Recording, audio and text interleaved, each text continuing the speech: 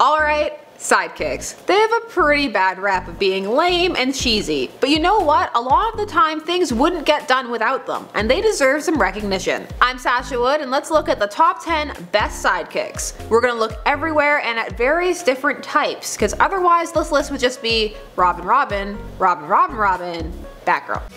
Oh yeah, I'm just a sidekick, but I love being at your side.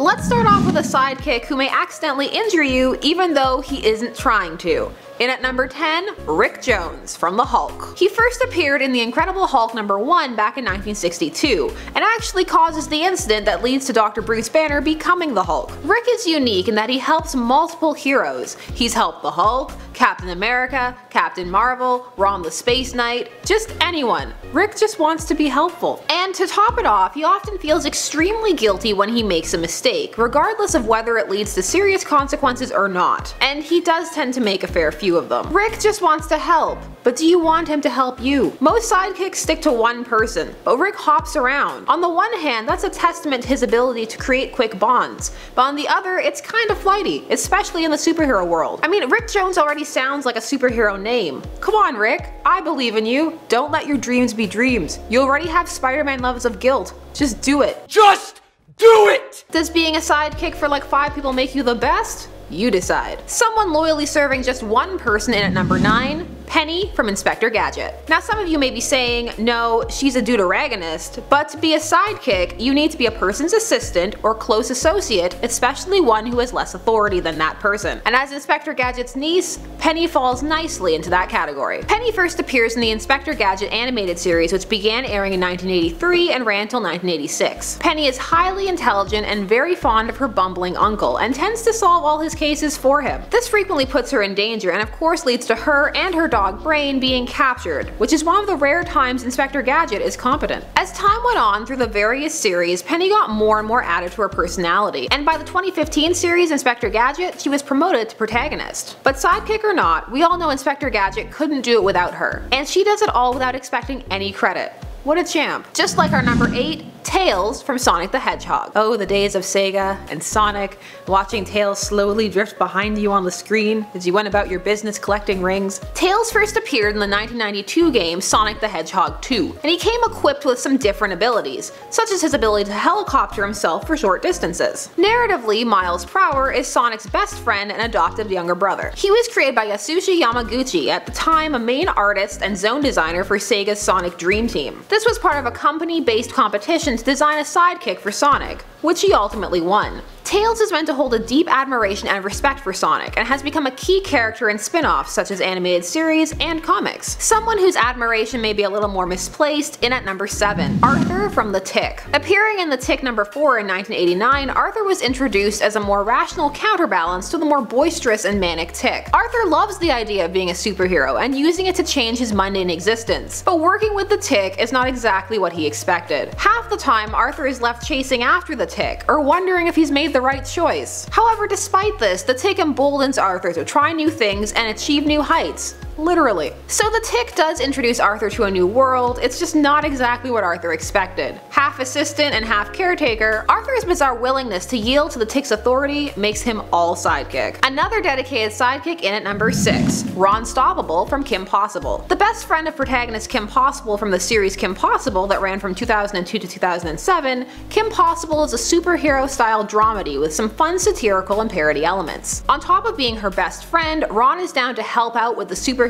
side game as much as he can. Even if he isn't the best at it, he's still competent, and he more than makes up for any inefficiencies with loyalty and support. Ron provides a unique sidekick component, the almost equal. He's not, because he can't call the shots and is happy to let Kim lead the way, but he has a lot to offer in the personal relationship department, to the point that by season 4, they actually become boyfriend and girlfriend. Which, I don't know, does that make it awkward? It could make it awkward. I don't want it to, but personally, I was always low-key shipping Kim and Senor Senior Jr., but I'm a strange person. Someone else not expecting or being offered any credit in at number 5, Pinky from Pinky and the Brain. These two first appeared as a segment of the Animaniacs in 1993, and were soon given their own series which ran from 1995 to 1998 and lasted 4 seasons. Pinky and the Brain were two genetically engineered laboratory mice, with one mission that they carry out every night: take over the world. The Pinky and the Brain, yes, Pinky and the Brain. Brain is the Orson Welles-inspired mastermind of the outlandish plots, while Pinky is the slightly addled but still eager to help assistant. Pinky is there to help with every idea, no matter how outrageous, and even if he thinks it's a bad idea. Brain, brilliant! Oh wait, no.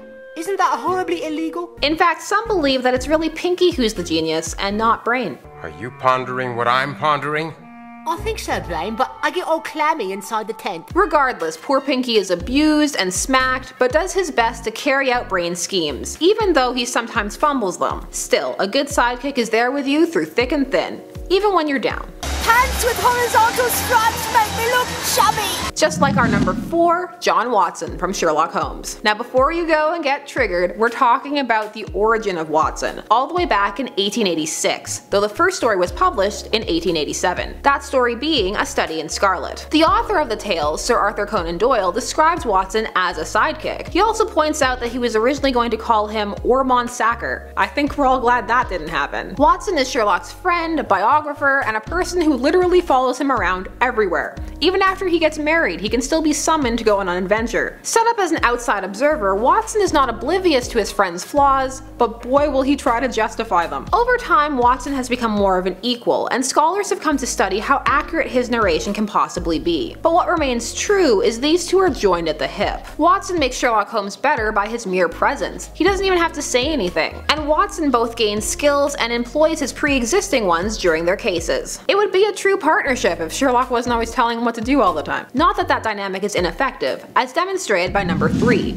Kato from the Green Hornet. Kato made his first appearance on the radio during the Green Hornet serialized radio drama that ran during the 1930s. Valet to the Green Hornet Britt Reed and also his masked driver, Kato helped the Green Hornet in his various adventures. So to what do we owe this bond of loyalty? Well, Reed had saved Kato's life, at least originally. Like many characters, there are multiple origins, as well as for Kato ethnicities, as they changed his origin from Japanese at one point due to the Second World War. However, most are familiar with Kato as played by Bruce Lee in the television serial, which added a significant martial arts master slant to the character, to the point where it became assumed that Kato was probably more competent than the Green Hornet, a theme that was played out in the comedy adaptation released in 2011.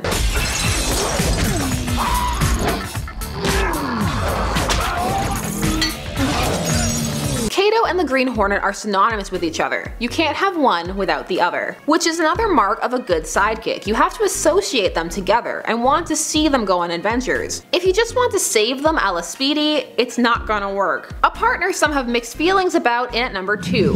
Robin, specifically Dick Grayson from Batman. Robin is literally from a different era, when sidekicks were cool and new, and not thought of as hokey and played out. He was first introduced in Detective Comics number 38 back in 1940 as an attempt to appeal to young readers. Robin's backstory is simple. Parents killed in an aerial circus accident, taken in by Bruce Wayne, and pulled into a world of vigilantism. Dick is the archetypical sidekick. He's extensively trained by the protagonist. At first, he's happy, obedient, and a good counterbalance. He's someone else to identify with. Over time, as the tone and perception of comics changed, so did Robin. He developed more of his own personality. He went through struggles. He even broke off and became his own hero. However, through it all, there was a loyalty and respect for his time as Robin, begrudging as it may have been.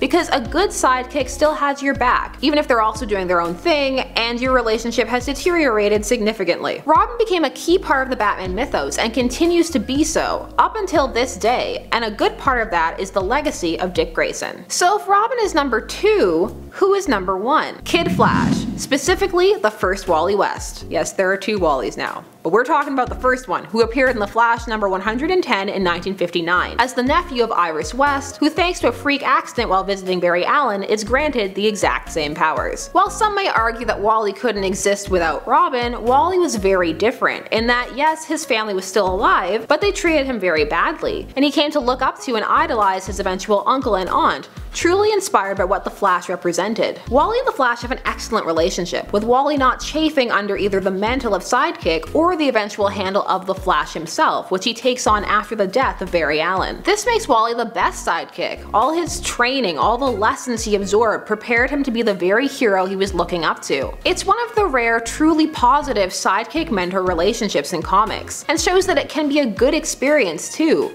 not one just full of angst and stepped on boundaries. He's a good character and sidekick, all on a positive slant. Obviously if you prefer angst, you'll prefer post-crisis Robin, but for those who want some happiness, Wally is the way to go. Wally is an excellent legacy character. It's great to see him back in Rebirth, and hopefully he doesn't go anywhere again anytime soon. So those were the top 10 best sidekicks out there. If you want iconic, we can do that too. It's an entirely different list, I assure you. It's kinda like great versus popular. The nuance is real. Let us know who your favorite sidekick is down below, and of course keep requesting those great nerdy lists. I'm Sasha Wood, and I'll see you next time. Oh yeah, I'm just a sidekick, but I love